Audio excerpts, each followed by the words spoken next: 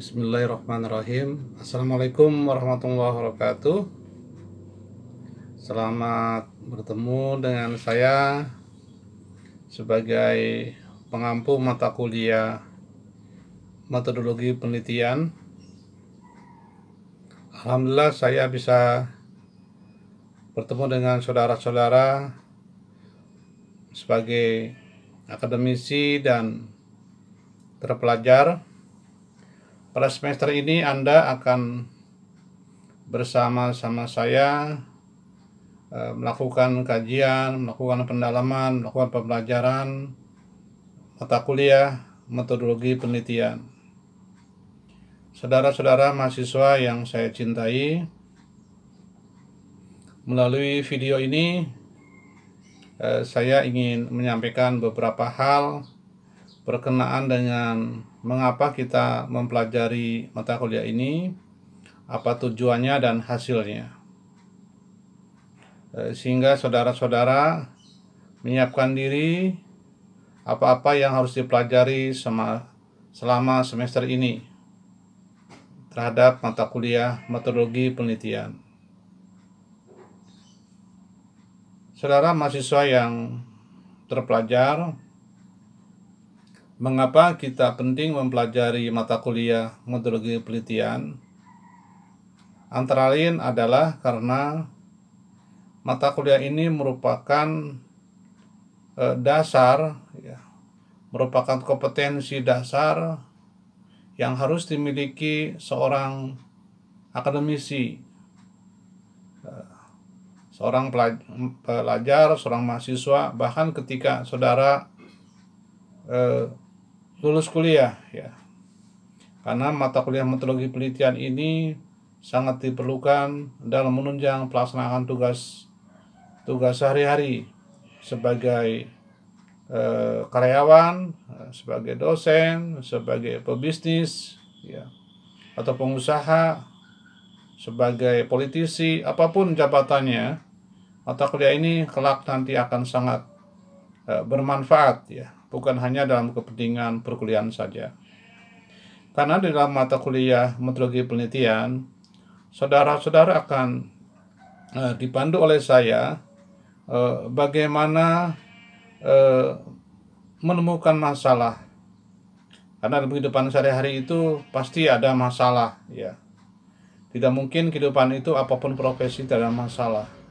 Dan masalah itu adalah suatu diskrepansi atau kesenjangan antara harapan, keinginan, tujuan dengan kenyataan, Pasti semua apa rencana kita tidak semua akan terwujud, tidak akan terlaksana. Dan kenapa tidak terwujud, tidak terlaksana itu? Sebagai contoh, kenapa masih banyak kemiskinan, kenapa masih banyak pengangguran, kenapa masih banyak yang putus sekolah, kenapa banyak yang belum memiliki keterampilan keahlian, kenapa IPM-nya kita rendah, indeks pembangunan manusianya rendah, kenapa terjadi stunting, kenapa terjadi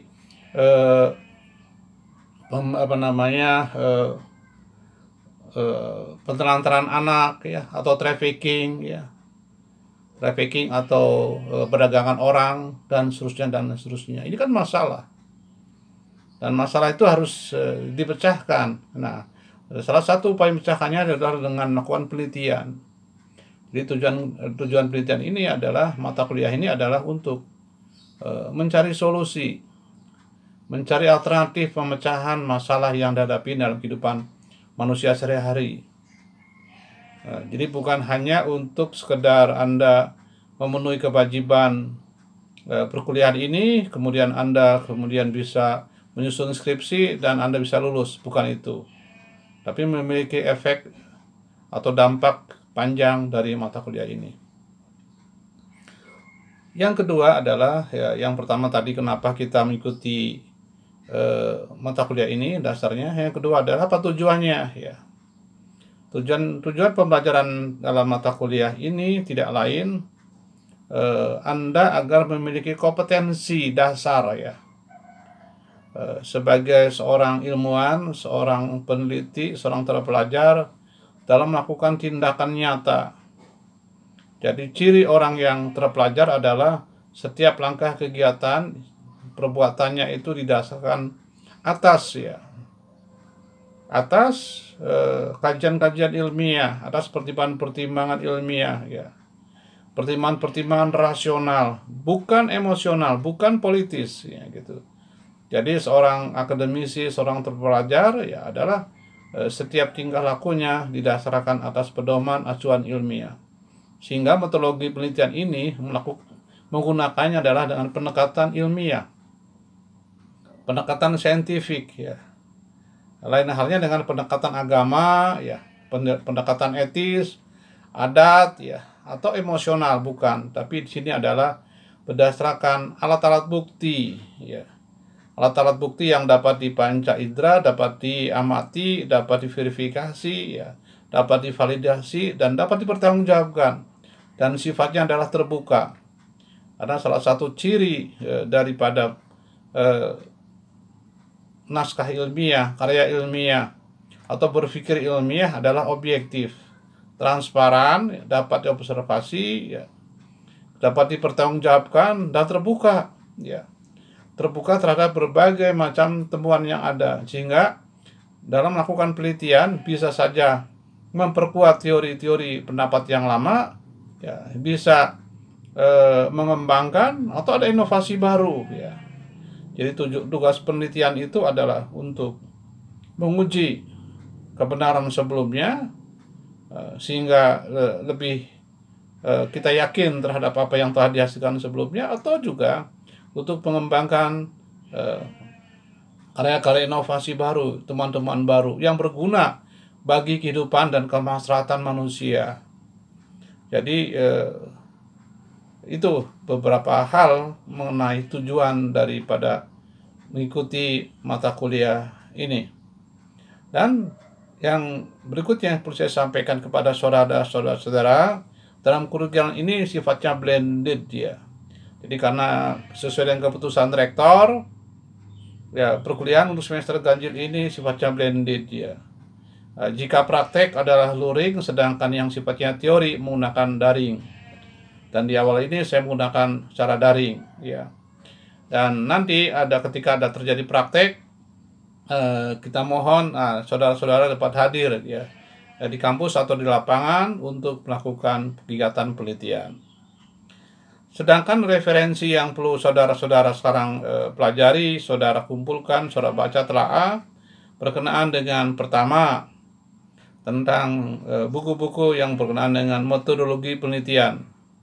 Banyak buku-buku yang bisa Anda download di internet atau cari di toko buku mengenai mata kuliah atau mengenai buku-buku metodologi penelitian. Kalangan siapa saja silahkan ya. Tentu saja yang memiliki kepakaran yang diandalkan ya. Cari buku-buku yang terbaru ya, 10 tahun yang terbaru atau 5 tahun yang terbaru ya, sehingga lebih up to date ya karya-karyanya, kecuali tidak ada karya-karya sebelumnya.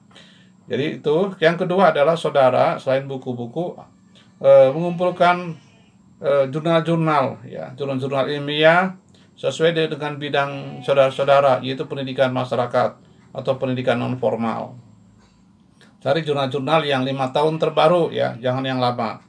Silakan Anda cari dan download beberapa jurnal yang relevan yang Anda minati.